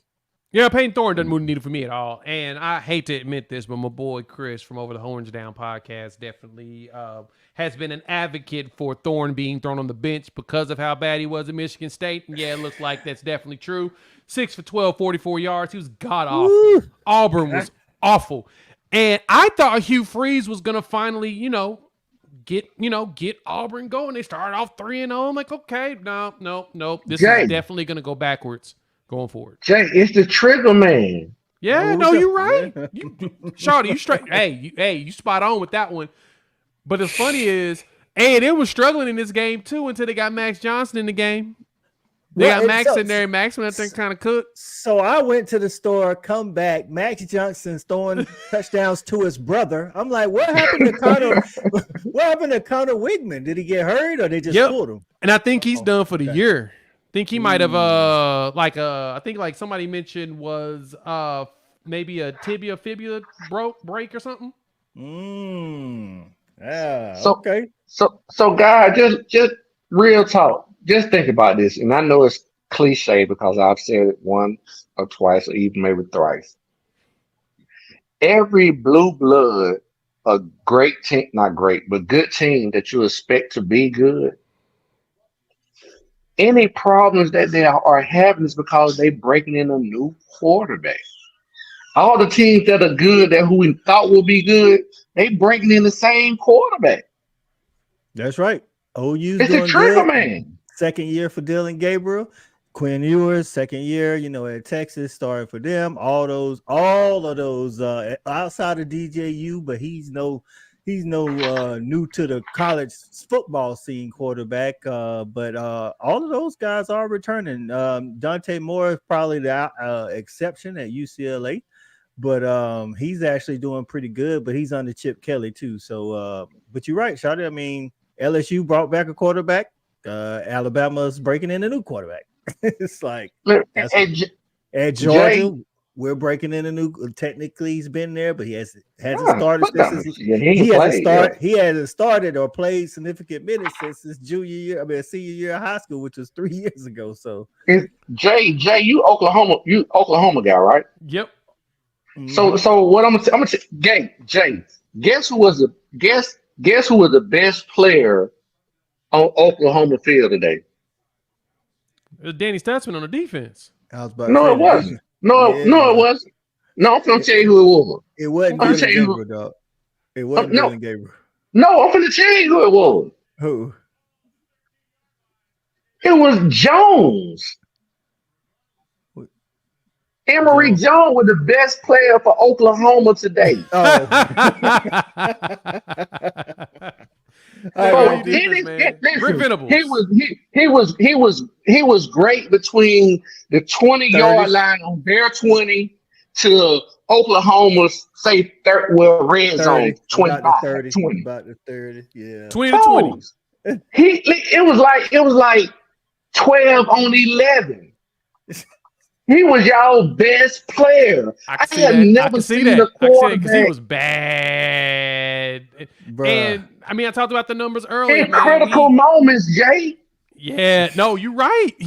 We were forcing some of the worst out of him, and all season he's looked pretty. I mean, hell, he was running for some yards, and we stopped. But this all is the that. thing. Once he Believe it. got to the 30s, it's like he forgot how to run. I'm like, bro, stop trying to get to the NFL on this one throw and just. Oh, this is because he kept seeing our bodies coming at his head. Yeah, they was getting to him like every play inside the 30. I'm like, and then Satterfield. I don't know. The jury's still out on this dude, man. Like the running back that they had actually ran good in between the 20s, but then it's like, but then when they got inside the 30, trying to get into scoring range, it's like now they just got Emory Jones sitting back in the pocket. Brent Venables knew that. Brent Venables like, you're not about to sit in the pocket on us, bro. Like he was sending, listen, it was pressure coming from the left, coming from the right, coming up the middle. And then this dude, like, it didn't matter what he did. He was always a step too late when he tried to break out of the pocket, step too late. And I don't know how many times y'all sacked him, but it looked like a lot in the second half. So, there was, we got this one problem right now going on for us playing in the big, because we only got 2 sacks in the whole game. I swear it looked like a lot. You saw a lot of y'all saw a lot of holding in that game, and we don't get those calls. I don't know if y'all knew this, but last season the opposition that we played got 1 holding call called on them the entire season. I think Jason said something about that. Yeah, and Texas only had 2, but everybody else had 10 plus. This season so far, we've had 1. One person get called for holding against us, and it was nobody in this game. So my point is, as we were getting there, we touched him a lot. We just kind of never physically got to bring him down because of reasons. Yeah. Well, you put a lot. Touched him a lot, though. We put a lot of pressure. His soul. Yeah, we lived on the pressure. Did what I want to say about that game. I'm gonna say this right here before I even go back to Emory Jones, because in my opinion that he was playing for y'all. But I'm gonna tell you what I saw. He the op. When I watched that game, man. When I watched that game. See the feds. When I watched that game, Oklahoma's tempo caused problems for them. Because when they started going tempo, all of a sudden motherfuckers started cramping on Cincinnati defense. Motherfucking ankles were hurting. All kind of shit started happening when Oklahoma picked up the tempo. And they did that to try to slow Oklahoma down, which was smart on their part. So I don't have no quarrels there. I just think Oklahoma had a little bit too much. Oh yeah. But still, even though they had too much, they was in the game. The first half. Cincinnati could have the whole game, coach. Only reason why they weren't in the game is because of Emory Jones. Every time they got in the red zone, he either turned the ball over, which he threw it in double coverage. Why? I don't even know why. You didn't try to hold the safety. You never looked at the safety. You just threw it to the left-hand side on the street route. And that's a whole nother story. And 2 other times, as an offensive coordinator, as a head coach, I am not putting the ball in Emory Jones' hands to make 3rd and 4th and short. Why would you do that? He has proven to you, he done showed you the first 2-3 games in the red zone. He can't do it. Yeah, but the problem is that Oklahoma, listen, once they got inside the 30, Oklahoma, they were stopping all the run from the running back. So it's like, what was you gonna do? Like You like it didn't matter what running play they called inside the 30, Oklahoma had it tabbed. It's almost like Brent Venables was like, I'm cool with y'all giving up yards 30 to 30, but once they get inside the 30, there's no more rushing. Emory Jones has Hey, Cole, I'm not disagreeing. arm. I'm not disagreeing with that kind of the point that I'm making. Don't put it in Emory Jones' hands. Don't make him to be the one that make a play. Well, Stop my running back. Stop my running back. Stop my receiver. Even if I had to throw it horizontally to get 3 yards, and I had to throw it horizontally, I'd rather my receiver try to make somebody miss. Cause did my point, Coach. I'm gonna tell you something. They were funny. If y'all watch the game, Emory Jones had a 4th and 2.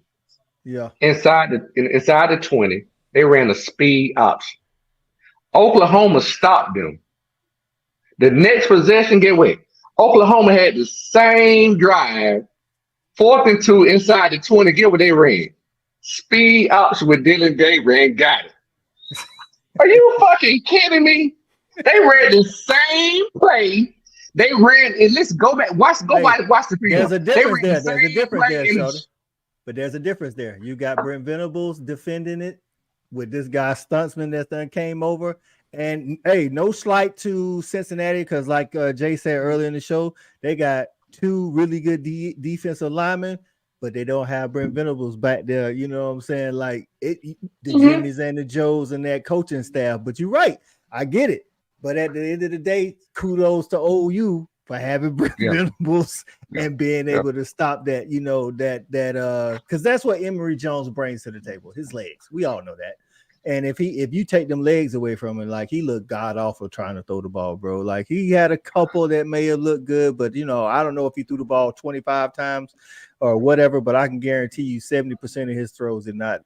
They just, I don't know, bro. It's Coach, when you have a quarterback like that, I'm sorry, Jay, I didn't mean to cut you off. But when you have a quarterback like that, I'm gonna go, Jay. It can be real quick. When you have a quarterback like Emory Jones, you have to make teams play 11 on 11 every single down. That's the difference. Yeah, that's true. That's true. It's very true. Go ahead, Jay. What you was about to get in with? No, I was gonna say Emory's built to be one of those players to run, but he don't like running, especially after he got hurt against while he was playing at Arizona State last season. But they gotta leverage him for that. But at the same time, man, we knew who he was back when he was in Florida. This is the same dude. Same guy. Same he likes to try to throw it. He ain't got no precision on his touch. He just throws it real hard and he just goes. He ain't got the vision for it. It is what it is. Big fact. He is what we thought he was. He was the best player on y'all team. You right, Sean. I didn't think about sometimes, that. God, no. That was a good pass for USC, though. Sometimes it's got to be like that. All right, so I got to get there. US. So North Carolina just beat Pitt. North Carolina is still undefeated. Notable ACC teams that are undefeated: North Carolina, Miami, Florida State, and Duke. And Coach, how disappointing is Pitt? Listen, man. How disappointing is that? I need to get my guy JJ on the show. Like I saw I know he's been on a couple, but listen, JJ has had a lot to say on his show. If you watch his podcast, y'all check him out, Talking College Football with JJ Kitchen. But I gotta get JJ on, man, and see what's going on with Pitt, man, because this guy that came, Phil Jurkovec, the guy came from Boston College, he ain't cutting the mustard. Awful. God awful. God awful. Listen, before this game for OU Cincy, I watched the Cincinnati Pitt game. And I was like, all right, let me see what this Cincinnati defense really is. And I'm just like, oh, wait, Pitt's offense is just terrible. This Jurkovec kid is just god awful. What is he? What is he doing? No, you meant to say garbage. I know you didn't say it, but you meant to say garbage. Hot garbage. Gabbage. Hot gabbage. He is terrible. Like Just like Barkley would say, just terrible. Terrible. He terrible. He is. Not terrible, but he terrible. Terrible. Oh my God. But what does that say about their quarterback room, bro? Like you've got to, but again, breaking in a new quarterback at a new team. He played at Boston College, the previous 2 to 3 years. Last year he wasn't so good at Boston College. The year before, he actually played pretty good at Boston College. Last year it's like kind of gave up on his team once he seen they wasn't gonna get no win. So I guess he thought new digs, new receivers, maybe. I don't get it. Here's the problem. Here's the problem, coach. He spent 2 years in Notre Dame under Brian Kelly. Didn't work out. Transferred to Boston College so he can play. And he was there for 3 years and he transferred to Pitt as a grad transfer. He's there 3 years? He was there 3 years. This is his sixth season. So he has a COVID year he's using. Yeah. Big facts. Stephen G says, shout out to West Virginia being 3-1. Yeah, we touched on that earlier in the show, man. West Virginia, I can tell you right now, I don't personally know anybody that said West Virginia was going to start out 3-1 with the close loss to Penn State, no less. Close loss to Penn State, and I think Penn State's pretty good. I don't know. I ain't sold on Penn State yet. I really don't. I'm so they're one of the most perplexing teams to me this year is Penn State. Like I really don't know what to think. Well, is it because of James Franklin and his Mark Richt-esque pass? That and it just that partially the schedule as well. Yeah.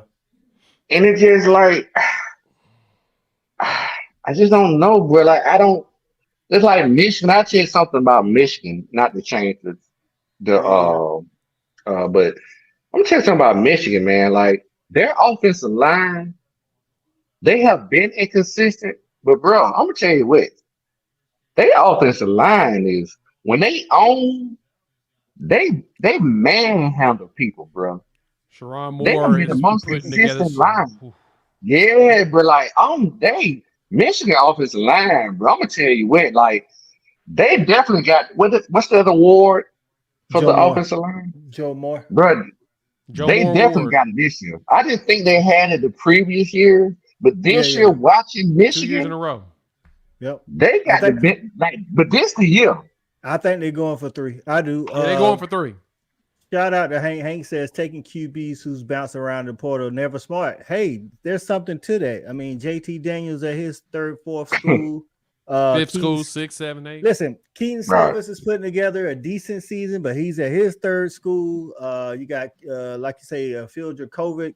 This dude is in his COVID year, like Jay said, man. Like, and he is not cutting the mustard, bro. Like, I get that you can rely on the portal, you can go to the portal, but sometimes you still got to develop some talent now. Like, let's bring in some quarterbacks and actually teach them how to play on a college level. You know what I mean? So at this point, everybody ain't gonna grab no Bo Nix and make him better than he was, at his previous stop. Some of these quarterbacks, Michael Penix. But boy, it's in his 6th year, though, right?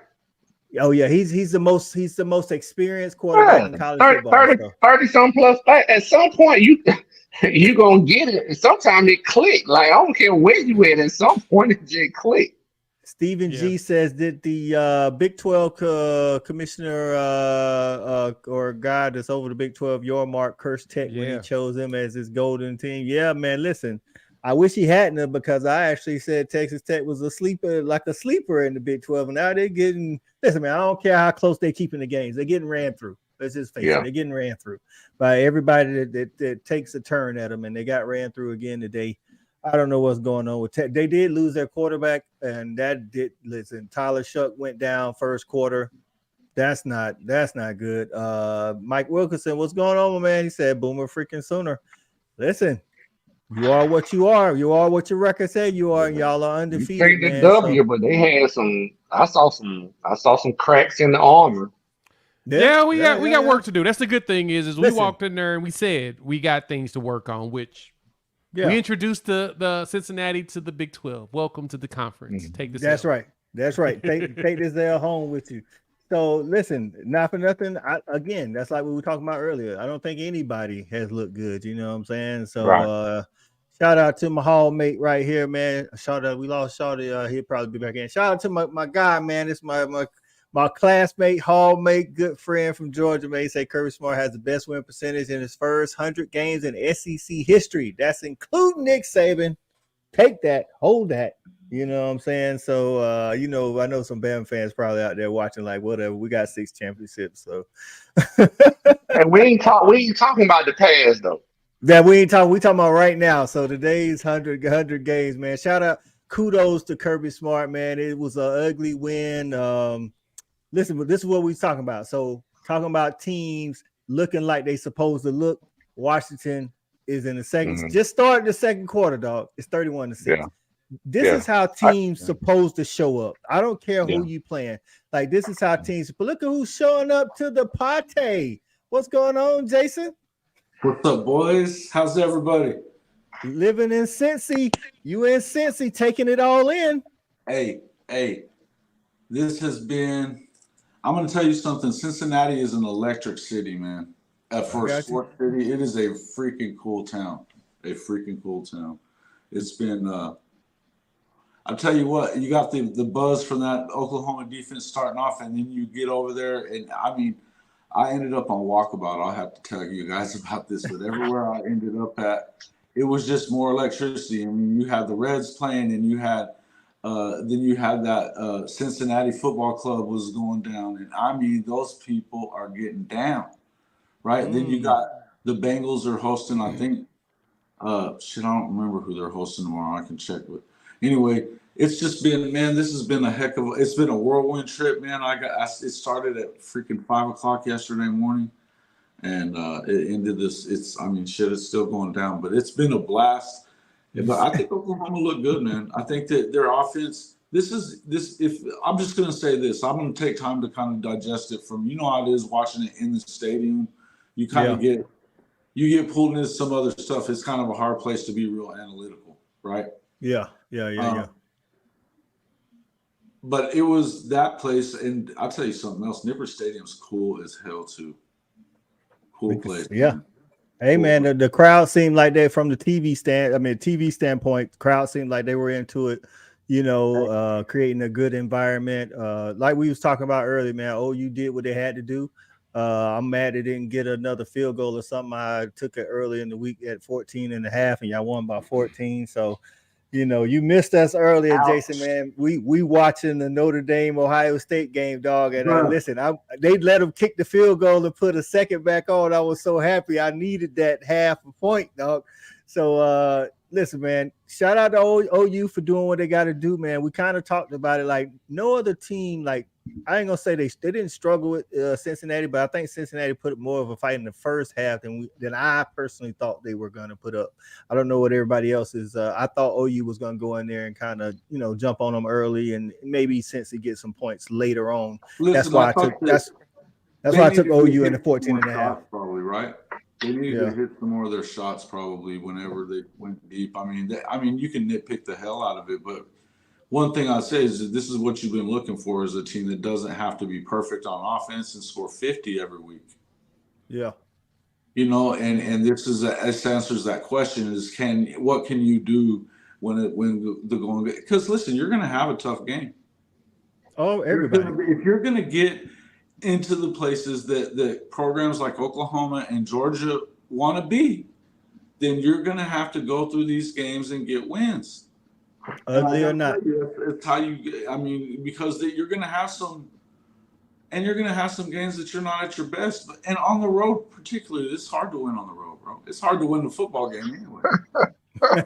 Yeah. Don't start sandbagging and shit, man. Don't start that shit. Oh, here he comes. Listen, so the defense, 2 games they haven't given up a touchdown in. That's what. So I want to go back to this. Mike Wilkerson said the first time since 1987 that the OU defense has held the first 4 opponents to 21 or under. Man, that shit is food gazing, man. Listen, Emory fucking Jones. Y'all might well put an Oklahoma jersey on him. Nobody either. Hush, don't start. No. I'm not talking about the competition. I'm just talking about who you. I'm talking about who you. I'm not even talking about that. I'm just talking about the play of Emory Jones. I'm talking about the play of Emory Jones. Come on now. Hey, yeah, Emory's. But listen, they put that pressure on him. They made it. Here's what we talked about it all week, Jay. Did we not? That you got to make this guy a freaking passer because he's not that good at it. We've been yes, exactly, and they That's did kind of what my they had point. to do. Yeah. They did what they had to do. So regardless of how bad he played, hey, like you say, Hey, they play bad because somebody makes you play bad sometimes. Is that not? Yeah. We definitely gave like, oh yeah, you coming in. We gave OU some credit, man. Not to sound like Texas and shit and be moving goalposts. Yeah. Listen. I'm talking about 2023. Of course, we can talk about years past, but I'm talking about 2023, and we talked about it. I don't think anybody outside of Washington has looked great every quarter. You know what I'm saying? I think Washington really might be the only team that can hold that candle. Right. Again, we talked about Georgia, we talked about Bama, we talked about Florida State pulled out one in Clemson, and I know people like to say, it was a good win. It was a good win, but anytime we talk about other teams, we talk about ranked wins, and let's face it, Clemson wasn't ranked coming into the day, and they're sliding even further down. So. Hey, Coach, I'm gonna tell you this. Blow that game. How do you blow that one? Hey, what? I wouldn't want to play. I'm gonna tell you this just from watching football, and this has nothing to do with me being a homer. All right, hold on, Shawty. Listen, Hank, I get that. Listen, OU had a really good win today. I said that, but let's not be stupid now. Let's not be stupid. Emory Jones does not. Right, Emory doesn't not look good as Beck. Let's not be stupid. What the fuck? Who said that? Hey, easy, Shawty. Easy. So, hey, listen, man, we in here to talk real college football now. Let's not act like Beck didn't have 260 yards passing. Come on now. Hey, you better than that, dog. All right, my bad. Hey, go there. Hank is trolling. Hey, he's trolling. So what I was saying is just in terms of not being a homer or anything, I'm gonna tell you something that I saw today just watching college football. I don't want to play Florida State or Clemson. That's the fastest football game I have seen of anybody of two teams play this year. I have never seen that many athletes on the field at one time this year. I have never seen people fly around the ball like that, period. Florida State and Clemson got some players. They got some players on defense, but I'm not scared of Clemson's offense. I'm sorry. They are not good on offense, dog. They are not good on offense. They are not. Watch bro. Clemson is not good on offense, dog. They got like one wide receiver that can make plays. Trigger man. And he ain't good either. Exactly. That's what I'm saying. That's the problem. Yeah. I'm saying it ain't got nothing to do with the athlete. It's the trigger man. I think Will Shipley is good, but he's called on to do way too much. On that bet, bro. Before the game, it was 13-5. It was 13.5. We got a Fanatic college pick'em thing going. You have to choose by Thursday before the game starts. So once CBS gives you the point spread on Tuesday, it doesn't change. That's the only reason why. Listen, man, I thought y'all was gonna get the hook. I thought you was gonna get the hook, dog. So, I feel you. I'm just like, listen, it's not freaking a playoff win, but listen, it's the first. Listen, and Jay probably would attest to this. There's been quite a few times that in the last 3 or 4 years that Oklahoma's lost an early Big 12 game. Hey, Jason, you'll like this update. It's 4th and 5 from the 12-yard line. ASU is looking to they're going for it on 4th and 5. Oh yeah, they're gonna tie this game up, baby. Go for it. I love it. Bro, listen, speaking of fourth down, how disrespectful was Dan Lemon? He said, F it. I ain't taking no field goal. I'm going for every 4th down. I'm trying to embarrass you. This dude did a fake punt on his own 17. On his own 17. He said, I don't believe. Bro, that is like, listen, I'm here for it. I'm a college football fan. I'm here for it all. I'm here for it when Prime talk trash and back it up. I'm here for it when Dan Lannon talk trash and back it up. I'm here for it all. You know what? They as much as I love Coach Prime and I love Shador and those guys, hey man, you gotta learn. Sometimes you gotta learn to take an ass whipping too. You know. Hey, but they said it. Yes, this is They this is ain't the gonna thing. learn. They ain't got no choice. Listen, They took them. I'll say this though. Coming into these two games, Oregon and USC, Colorado's better suited to give USC a battle as opposed to Oregon. Oregon actually has a really good defense and a really good offense. Like, I think we may see more of a shootout next week that we thought we was going to see today because, like I said, Oregon got that defense that can fly around, and I'm still not sold on But USC's USC defense. doesn't. No, Exactly. bro. Exactly. So Cole, let me ask you this question. Matter of fact, I'm gonna ask it to the panel. I'm just gonna pose it. I think what you said is spot on. Mm-hmm. Like I have no disagreements with it at Arizona all. State sucks, man. They're not. But does Oh yeah. He was talking about the Arizona Okie State. Light beat Arizona State, and Okie Light just lost their second straight to trash Iowa State. Yeah. But Shawty's about to talk about the USC, Colorado, right? Oregon. Because what I was getting at is ultimately, and I said this before the game, is what I'm getting. Matter of fact, I said it on your show, Jason. This is the first time that Colorado faced a better roster. No doubt. Yeah. So what I'm getting at, does USC have a better roster? It ain't necessarily about offense or defense, but do they have a better roster?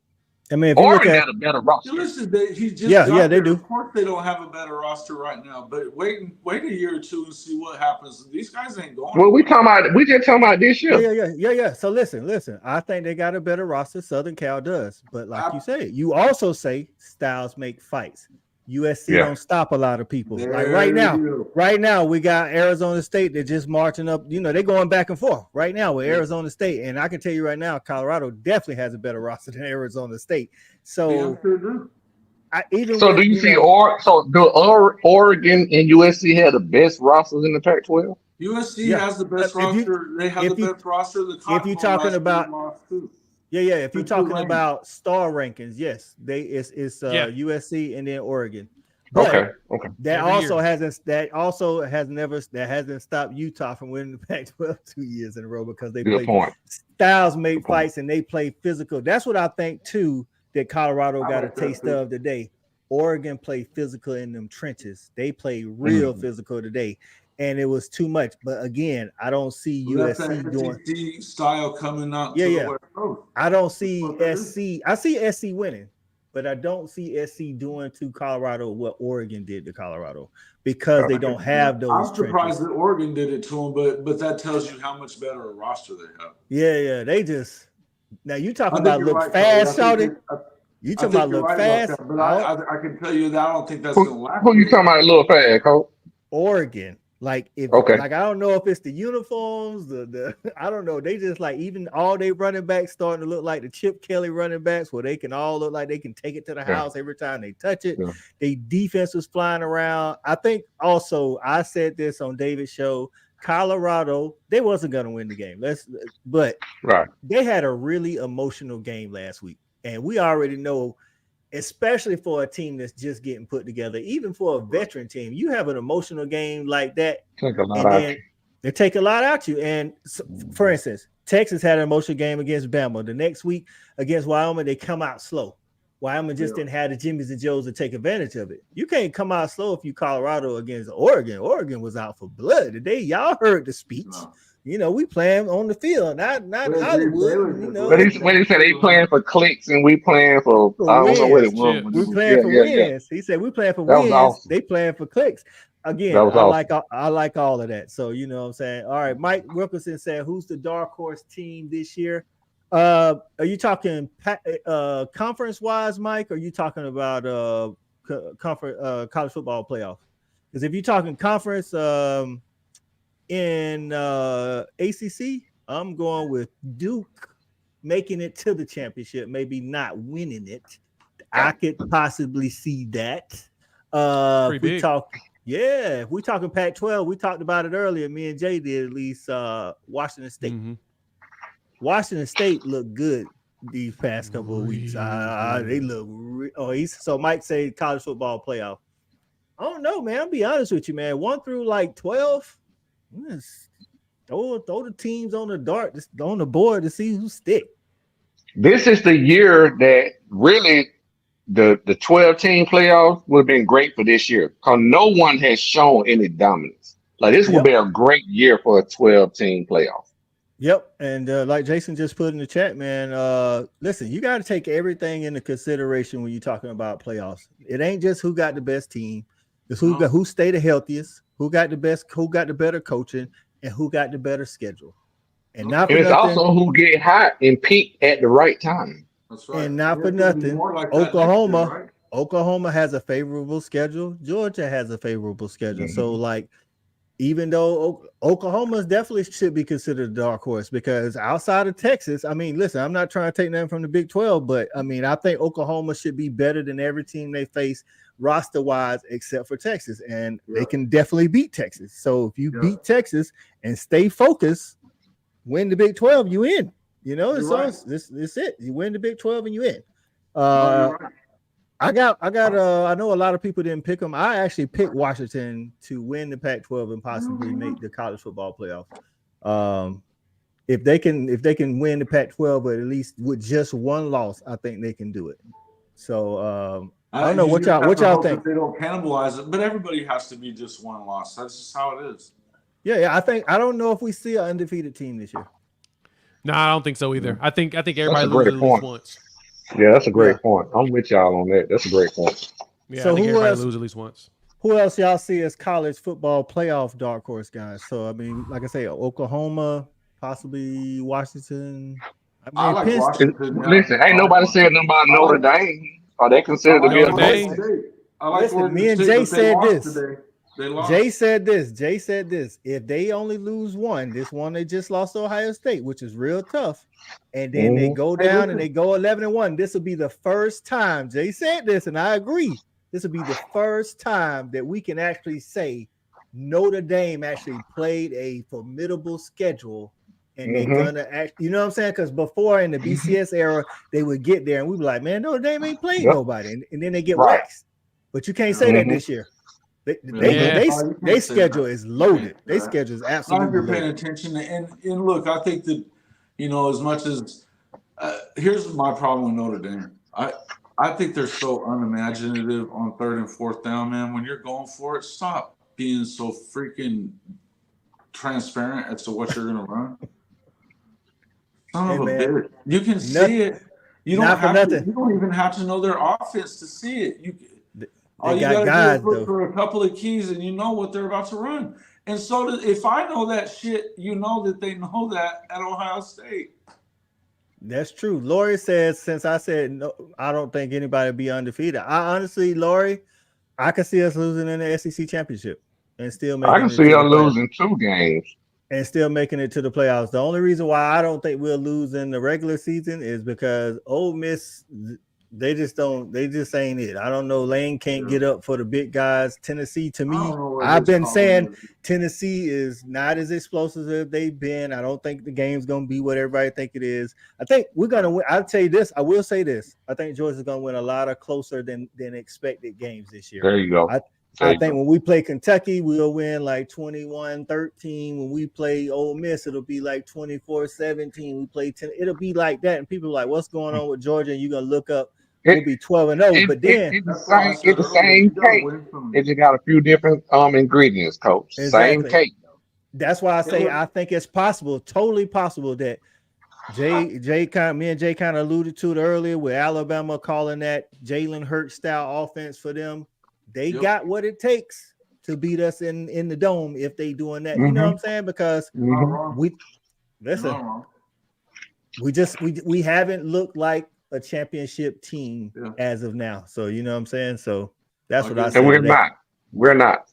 Yeah. Like I can tell you right now, if we picking right now based off of how we look, not schedule or nothing like that. Right. How we look, we don't look like one of the 4 best teams in the nation. I'm with you. Yeah.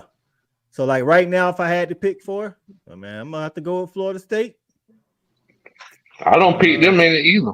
I'm just because of who they beating. You know what I'm saying? Like they beat LSU, they beat Clemson on the road. You know, I'm gonna put Washington in there. That's who I got very high. Yeah, I'm gonna be honest with you. I didn't say Colorado was world beaters. But Oregon beat Portland State 81-0. Then they turn around and they did struggle with Texas Tech. That's the only holdout I got for Oregon. They struggled with Texas Tech. And Oregon Texas Tech, averaging 50 points a game yeah, on but everybody. they struggle with Texas Tech though. They like in Texas Tech then lost to Wyoming and now the who they played today. Oregon's not a championship team though. I don't think that they're. And honestly, I don't like them for that. What? Oregon? I don't think so. I don't trust Bo Nix, and I don't think that they have all that. I don't think that they're that yet. Who you see beating Oregon in the Pac-12? Well, look, Oregon State will beat them again probably. Washington. I don't see that. They got to go to Washington. Utah could beat them. Maybe Washington. Washington. So Lori says Clemson Oregon looks horrible. Yep, horrible this year. They already lost 2 games. I guess they really miss BV. That defense does miss Venables. I think Wes Goodwin is a great analyst in DC when he's preparing for the game. I think Florida State kind of bailed him out a lot today. Like I say, Jordan Travis took a lot of shots that he didn't have to take, and he's falling in love with the whole. Let's throw it. He always do that. Freaking game if you're Clemson though, and you got that chip shot, and then come on, man. Shout out to Mike, man. We appreciate the sub, dog. We appreciate it. You know, Hall of Fame always welcome over here. Jason's like my roommate, the YouTube roommate, baby. Yes, Utah. That we talked about that, Steve B. You was here for it. Utah can't rise and get healthy. That's all I'm saying. Y'all better not let them be undefeated when this dude come back. That's all I'm saying. Is because I think he puts them over the edge, and he's going for a Pac-12 conference 3-peat. So, bro, Coach Wood is the truth, bro. Coach Wood. Oh yeah, you know I've been high on Coach Whittingham. So, yeah. So you Oklahoma? I'm sorry. Did I cut you off, Coach? I'm sorry. No. Go ahead. No, you good. So you Oklahoma guys, it's amazing that. Well, not amazing, but it's just happening. I'm looking at my screen. I got 2 Georgia guys on this side, and I got 2 Oklahoma guys on this side. So what I'm getting at to you, Oklahoma guys, we're representing the new power in the SEC over here on this side. You know, that's the best thing about the mouth. You can make the mouth say anything. So that's what you want to roll with. That's cool. But to you 2 guys, you really can make it say anything. So to you 2 guys, just kind of on a very serious note though, like just talking football, being totally objective. Yeah. Are you guys like not? I want to say satisfied, but how do you feel about the performance today? Because I think Cincinnati is a good team, but what really pulls them down is their quarterback play. So they're really not a great team. And you guys have some problems with them. How do you feel about it? He doesn't throw well. But we all knew that going into the game. Yeah. Yeah. Good point, Coach. That's what I mean. You know, but they also took away what he's good at, and that's what you have to look at that as. It's just like you said with styles make fights. You know. And when you've got a running quarterback, that's been a style that's been hurtful for Oklahoma for a while, right? The Big 12 opener last year, Adrian Martinez, Kansas State, he beats them. Oh, good point, Jason. Third and 20 something or whatever the hell it was, Jay, and he picks it up on the fucking ground. Every time. So yeah, Hank. I think, Shawty is saying he owed it to Emory Jones. I don't think no. I think when we played Florida, I was glad Emory Jones was there. I was saying that he was part of the reason why we won. So I never said it would be great if we were in the same situation. Matter of fact, I said that. Look, I get it. Yeah, no, I think like you said, I think this. We knew. You have to still take away that one part, right? Yeah, that's what I was gonna say. So we knew Emory Jones was who he was. I think OU did a good job of making him play to his weakness, which is throwing the ball. And I get it. Yeah, he was but at some point, like you say, you do have to credit that to Brent Venables and having a good game plan for the dude, because he did go out there and beat Pitt, didn't he? Or somebody with just his legs, whoever they just played. I forget who it was. Yeah. And so It is what it is. But no, Hank, I wouldn't. If we was in that same position, I know we'll say Emory Jones was our best.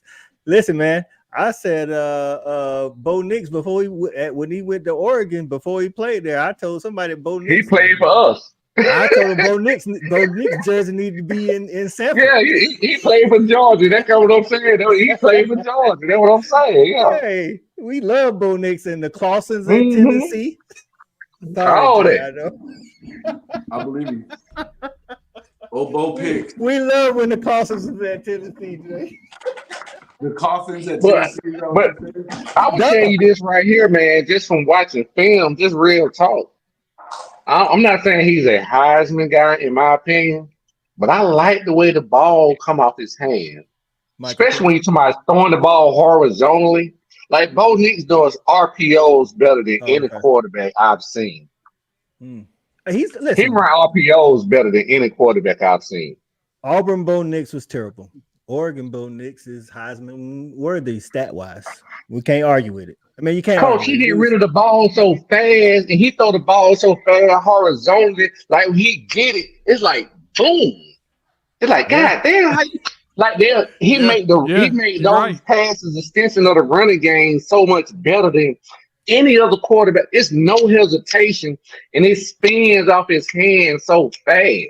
I have to give him credit for that. Yes, it does. I have to give him credit for that.